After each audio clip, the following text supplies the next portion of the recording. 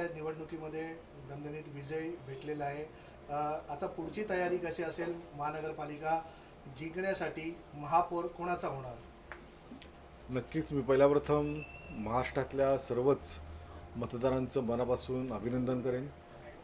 आज ह्या ठिकाणी महायुतीचा असा जबरदस्त विजय झालेला आहे. आपण सर्वांनी बघितलेलं असेल की जवळजवळ महायुतीने 200चा आकडा पार केलेला आहे. मागच्या विधानसभेत म्हणजे आत्ताच्या विधानसभा निवडणुकीतसुद्धा 200चा आकडा आपण पार केला आणि त्याच पद्धतीने पुन्हा एकदा 200चा आकडा महायुती म्हणून आम्ही तिन्ही पक्षांनी मिळून केलेला आहे. आणि खरोखरच या बाबतीत मी मतदारांचं मनपूर्वक आभार व्यक्त करतो. जो विश्वास त्यांनी दाखवलेला आहे तो विश्वास नक्कीच यापुढे आमचे तिन्ही नेते, माननीय मुख्यमंत्री, माननीय दोन्ही उपमुख्यमंत्री, हे तिन्ही मिळून पूर्ण करतील.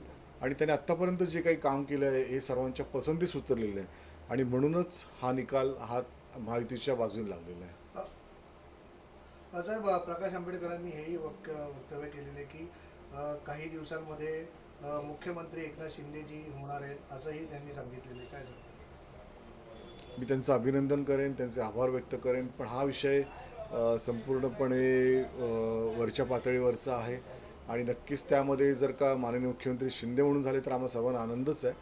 पण माननीय मुख्यमंत्री म्हणून आत्ता सध्याचे फडणवीससुद्धा चांगलं काम करत आहेत आणि सर्वांनी मिळून जे काही निर्णय त्या ठिकाणी घेतील तो आम्हाला सर्वांनाच मान्य असेल. महानगरपालिका निवडणुकीसाठी कोणते असे विषय असतील जे लोकांपर्यंत जाणार आहेत?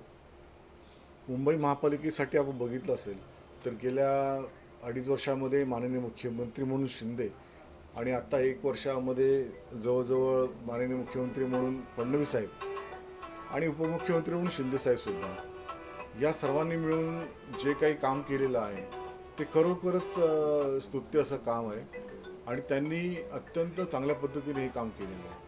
आणि म्हणून आपण बघितलं असेल तर महापालिकेमध्ये, मुंबईच्या महापालिकेमध्ये आपण अत्यंत जलदगतीने विकासाची कामं सगळी पूर्ण झालेली आहेत. मग ते कोस्टल रोडचं असेल, वरळी सीलिंक असेल, फ्रीवे असेल, फ्रीवेचं परत पुढचा टप्पासुद्धा जवळजवळ घाटकोपर ते ठाण्या मुलुंडपर्यंतचा टप्पासुद्धा त्या कामालासुद्धा सुरुवात झालेली आहे. कोस्टल रोडचा आपण बघितलं असेल तर वांद्रा ते पुढे बोरोली किंवा विरारपर्यंतच्या कामालासुद्धा सुरुवात झालेली आहे आणि ही अत्यंत जलदगतीने ही सगळी कामं जी होणारी आहेत. परत त्याचबरोबर वरळी सीलिंकला पुढेसुद्धा म्हणजे मुंबई पुणे हायवेला परत एकदा जॉईन करण्यासाठी त्या ठिकाणीसुद्धा ते काम मंजूर होऊन ते कामसुद्धा सुरू झालेलं आहे. म्हणजे अशी जी कनेक्टिव्हिटीची कामं आहेत आणि विशेष करून मेट्रोच्या लाईनी त्यासुद्धा आपण आता बघितलं असेल की ती अंधेरी ते जवळजवळ मंत्रालयपर्यंतची जी आपली मेट्रो आहे, भुयारी मार्ग, गेल्या अनेक वर्ष हे काम सुरू होतं. पण ह्या कामामध्ये सुद्धा आता ही लाईन सुरू झाल्यामुळे सर्वच मेट्रोचे जे प्रवासी धारक आहेत ते सर्व ह्याच्यामध्ये आपलं कौतुक करत आहेत आणि त्यांना अत्यंत सुखद असा प्रवास हा त्या ठिकाणी त्यांना अनुभवायला मिळतो आहे. आणि त्याच्यामुळे एक नेटवर्क, एक जे काही जाळं आहे दळणवळणाचं, ते अत्यंत चांगल्या पद्धतीने या मुंबईमध्ये झालेलं आहे.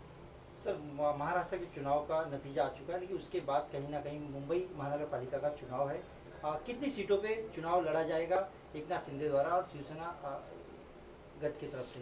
महायुति करके हम 227 सभी जगह पे हम लोग लड़ रहे हैं और ज़रूर अभी 1-2 दिन में सभी शिवसेना कितनी जगह पे लड़ेगी, बीजेपी कितनी जगह पे लड़ेगी ये तय होगा. और अभी कल से ही नॉमिनेशन फॉर्म भरना शुरू होने वाला है 23 से लेकर 30 तारीख तक.